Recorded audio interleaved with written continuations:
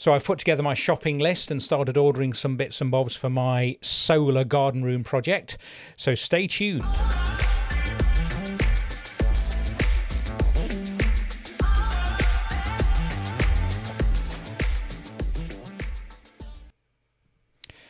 Welcome back to the channel, folks. JD here again. A couple of days ago I put out a video discussing a project which I'd like to have a play with, which is basically to put a solar array, a small solar array, onto the roof of my garden room, which I built about 18 months ago. The garden room is about 14 square meters internal. So the roof is about 16 square meters. It's about 4.2 by a little under 4. So I reckon I can get at least 450 watt panels onto the roof. And so I've started putting together my shopping list and I've started ordering stuff. Full disclosure, not sponsored in any way in this video. I've paid for everything which I'm talking about today. I did ask, but I haven't heard back, so I thought I'd just go ahead and buy the stuff anyway. The one thing that I kind of talked a bit about the other day was how to mount the panels. And it would seem, when you start looking into these things, it's actually a bit more complicated than you might first imagine, especially when you've got an EPDM rubber roof that I've got here. You don't want to penetrate it. And there's various different mounting options. And I looked at buckets where you put ballast in or slabs in, or I looked at metal systems or rail systems. And then, as I talked about the other day, I came across, let me just find this. I came across this company called VOLTACON, and they make this self-ballast rubber system. So it's comprised of different size rubber feet, which are very heavy, and with the weight of the panel, hopefully, I might need to put the odd slab down, but hopefully that will stop them flying away. So just a very quick tip, don't do what I did, because I ordered the wrong system to begin with. Now, if you look on their website, this is just voltaconsolar.com, there are two pictures, and I went ahead and ordered this system. And be very careful, because it says here, look, I don't know whether you can see this, but it says for solar panels east-west. So that is basically where we want to position them this way. So imagine you to basically catch the east sun, and then this side catches the west sun in the evening. Now, fortunately, my shed is south-facing. So I want to put effectively 2 rows of 2. So I then changed my order. So going back to here, and you'll see that there is another one that says south face, even though the picture still looks like an east-west face. So this is why I was getting confused. So I went ahead and changed my order to what I thought was quite a sensible choice, 4 modules, which, as you can see, is £260. The picture doesn't change still. So I assumed that that was correct, because I want 4 modules. And I want it to kind of look like this, but I want it to be 2 rows of 2, both facing in the same orientation to catch the south face of the building. So I placed that order, and then I said then I was told that was still wrong, because I'd effectively ordered a kit. When it says 4 modules, it basically means 1 side by side times 4, if you see what I mean, and I haven't got enough width on my roof for that. So what you have to order, if you want to order basically 2 and then another 2, so basically doing that rather than that or that times 4, you need to actually order 2 modules times 2, which is £300. Okay, so just one tip. If you're thinking of doing 2 rows of 2, as I said, which I want to do here, so basically 2 on the front and then 2 on the back, both facing like that. Make sure you order the right kit. So looks a fab system. I was a little bit disappointed, because obviously the hot weather we're having, I think they're very popular and they're a bit out of stock. So I'm told I'll get them in about 2 weeks' time. In terms of the kit, solar-wise, as I already mentioned, I've gone for the Ecoflow Stream Ultra X with 4 450 watt panels, which isn't this one. Maybe I can change it on here. Yeah, so basically I went for the 4 times 450 watt system, only a tiny bit more money, and the payback will be really quick. So it comprises 4 450 watt panels, all the necessary cabling, and then a 3.84 kilowatt hour plug-in battery microinverter system. So that's what I'm going to fit. So I've ordered that. I'll put a referral code, because I've now got some referral codes come through from Ecoflow if you want to buy some bits and bobs. So that's the kind of kit I've got. And then all I need to get, in addition to the mounts and the kit itself, are all from Amazon. So I've made a shopping list. Now, the first thing is I'm not sure whether I will need some extension cables.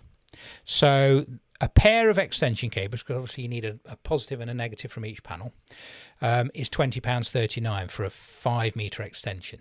So I'll certainly need a couple of extensions for the panels which are further from the back of the shed, because basically, if I show you on here again, basically what will happen is that the panels will be on the front and the back, and then the cables will go over the far back edge, and then they will go into, if I can show you this is the back of my shed, and they will come down here and then head to where the consumer unit is.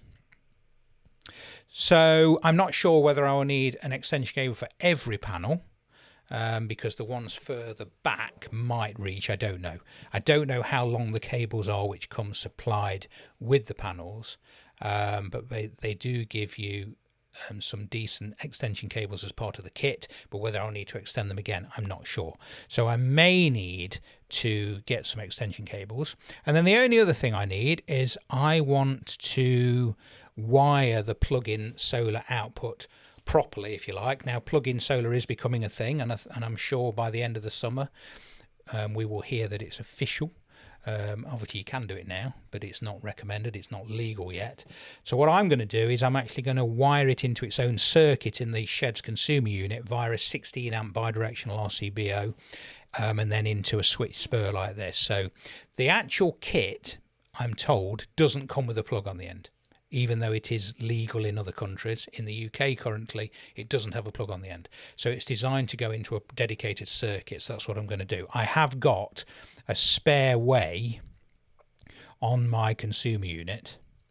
If I just show you here.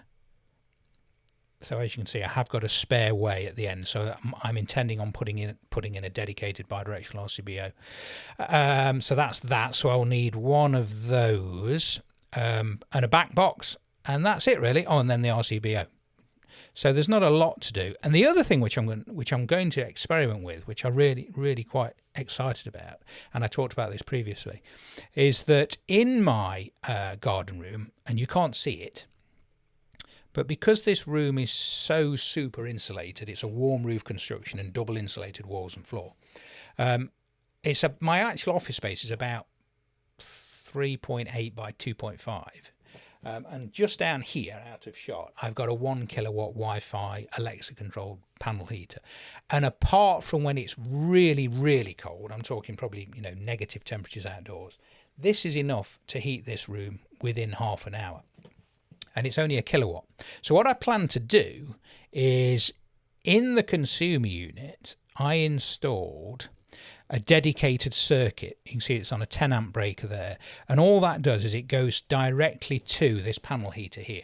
So what I'm going to plan on doing is I'm going to get rid of that circuit, and I'm going to wire the end of it, if you like, via a spur again, and I'm going to plug it directly in to, if I can show you a picture of it, I'm going to plug it directly into one of the 13 amp outlets. Now, I don't think there's a picture of it, but on the back of the unit, there are two 13 amp outlets that are designed to output about 1200 watts, I think.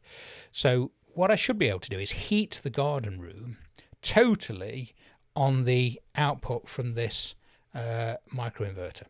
And then I'm assuming what happens is, well, if there's no solar and the battery is fully depleted, because this is connected via that 16 amp RCBO into the house to provide solar and battery into the house, because it's bidirectional, I'm hoping that when there's no solar and there's no battery, it will power my heater the other way from the grid. So that's my thinking. I hope that was useful. So hopefully soon I'll get the deliveries of this stuff and we'll get up on the roof and we'll play with these mounts. I'll do a bit of a review on the mounts first and then we'll get the solar array going. Now, the good thing is, watching another video, I think with the solar you get cardboard which is exactly the same size as the solar panel. So that will enable me to position the VOLTACON mounts correctly before we actually get the solars up onto the roof. I should say, if you're new to this channel, it's mainly about car finance, but I have done bits on EV charging and I have done bits on energy tariffs and smart tariffs and things. So hopefully this solar project will help inform those kind of topics on the channel as well. But if you are new to the channel, it's all about saving money with car finance, hence the name. So I do various tools. You can email me here. And you can get your hands on a couple of spreadsheets which enable you to work out your own PCPs and early termination. And more recently, when I got into EVs and managing EV schemes, EV salary sacrifice schemes, there's a salary sacrifice electric vehicle calculator as well. I am hopefully soon going to scrap the spreadsheets and make a web-based tool that you'll be able to get your hands on as well, which enable you to work out PCPs, HPs, voluntary termination, overpayments, salary sacrifice, is it worth getting an EV, running costs of an EV, pence per mile, smart tariffs, insurance versus a standard ICE vehicle, that kind of thing. Okay, until next time, thank you so much for watching. Do give this video a like if you can. I'm trying to get the channel up and running again. It's been a while, but I really appreciate any subscriptions, likes, comments, anything.